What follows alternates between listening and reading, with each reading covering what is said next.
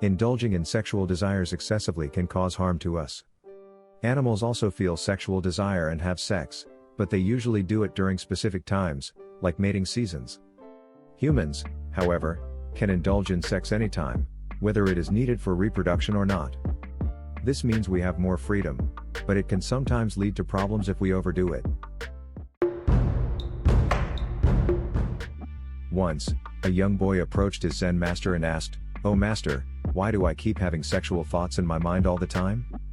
They consume my time and energy, making it hard for me to focus on anything else, and I constantly feel attracted toward the opposite sex."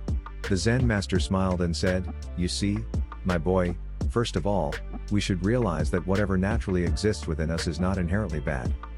It serves a purpose in our lives. Lust is an emotion that arises from a physical need, which is natural in every living being. Sexual lust is not something external that we acquire, instead, it is inherently present within us. It is a natural aspect of human existence, essential for the continuation of our species." Curious, the boy persisted, "If sexual lust is a natural part of us, then why do people condemn it?" The master pointed out, there is a big misunderstanding when it comes to sexual desire. It is a natural part of being human, stemming from our biology and instincts. However, social norms, cultural beliefs, and personal experiences can shape how we perceive and express it. Some may view sexual desire as taboo or shameful, while others may embrace it openly. Sexual desire, like any emotion, is not inherently good or bad, it is about how we handle it. But just like with anything in life, problems can arise when there is too much of it. Take eating, for example. Eating is necessary for survival, but when we overeat, it can harm our bodies. Similarly, indulging in sexual desires excessively can cause harm to us. Animals also feel sexual desire and have sex, but they usually do it during specific times, like mating seasons. Humans, however, can indulge in sex anytime, whether it is needed for reproduction or not. This means we have more freedom, but it can sometimes lead to problems if we overdo it. So, having sexual thoughts is natural and okay, but it becomes a problem when we start to think about it all the time and can't focus on anything else. The boy nodded eagerly and said, "Yes, master, that's exactly what's happening to me right now. These thoughts are taking over my mind, and I can't seem to control them." The Zen master explained, there are a few reasons why sexual desire can become uncontrollable. Firstly, many people lack a clear purpose in their lives, leaving them susceptible to being consumed by their desires. Then, turning to the boy, the master asked, "Do you find yourself having inappropriate thoughts even when you are busy with your work?" The boy replied, "No, master, when I am focused on my tasks, those thoughts don't bother me." The master nodded, "That's because our mind can only hold one thought at a time. If we have a meaningful goal in our lives and remain dedicated to pursuing it, we will find that there is no space for these intrusive thoughts to bother us. Even if they do surface, our commitment to our goal will swiftly push them aside." However, the real issue lies in the fact that many people lack a strong and clear sense of purpose. The Zen master continued, "Another reason why sexual desire can become uncontrollable is that society often tries to suppress it by labeling it as wrong. When something is kept hidden or forbidden, it sparks curiosity and fascination. This can increase people's attraction to sexual desires, even if they are not fully aware of it. When we try to push away or suppress a thought, it often comes back even stronger. The same goes for thoughts of sexual desire. Suppose I tell you not to think about a monkey. What's the first thing that comes to your mind?"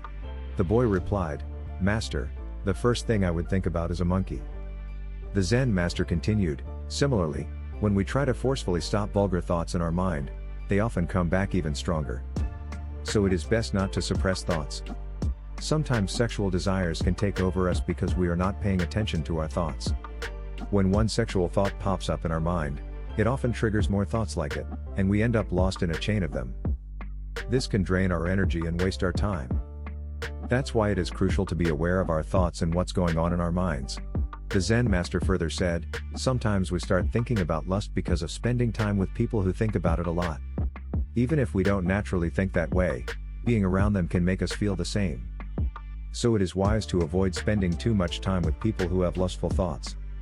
The boy asked, "Master, I have understood how to avoid lustful thoughts, but can we ever completely overcome our sexual urges?" The master replied, "First, it is important to know that we can't completely stop our sexual energy. It is a natural force designed by nature to create new lives and keep humanity going. Trying to control it directly usually does not work. However, through practices like meditation and prayer, we can transform this sexual energy into something higher. It is called sexual sublimation. Sublimation is not about suppressing desires but about positively converting them into something greater. It is like electricity, it is dangerous, but when we convert it into light through a device, it brightens up a room.